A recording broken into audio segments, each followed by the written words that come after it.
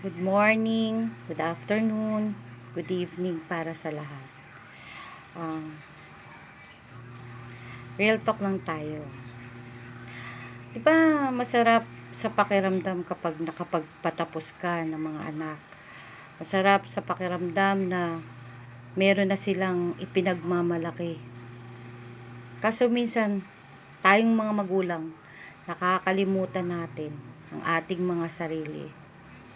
Habang sila'y nag-aaral pa lang, tayo namang mga magulang, todo kayo.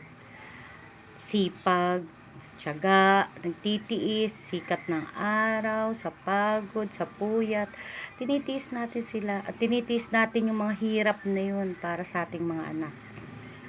Pero, nung nakapagtapos na sila ng kanilang pag-aaral, tayo naman medyo nagkakaedad na. Masarap ang pakiramdam, masaya kasi meron na silang naipagtapos ng ng nakapagtapos na sila. Pero hindi natin napapansin habang sila unti-unti nang na-achieve yung mga goals nila, tayo naman unti-unting nangihina.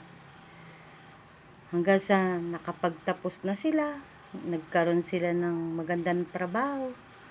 Kasi yun ang lagi nating sinasabi sa kanila na mag-aral kayo mabuti kasi yan lang ang kaya naming ipamana sa inyo na hindi mananakaw ng kahit na sino man. Totoo yun mga mami. Pero minsan, sabi na natin sila nakapagtrabaho sila sa magagandang kumpanya, sumasahod sila ng malaki. Pero ikaw, bilang magulang, unti-unti ka na rin nagkakasakit. 2 years, 3 years, lagi ka nang nauospital. Lagi ka na nagkakasakit.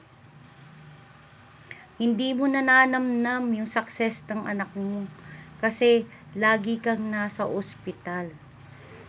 Kaya tayo dapat lagi nating inaalagaan ang sarili natin para kahit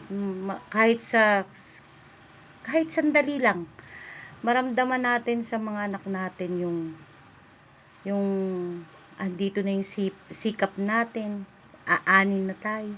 Pero paano tayo aani?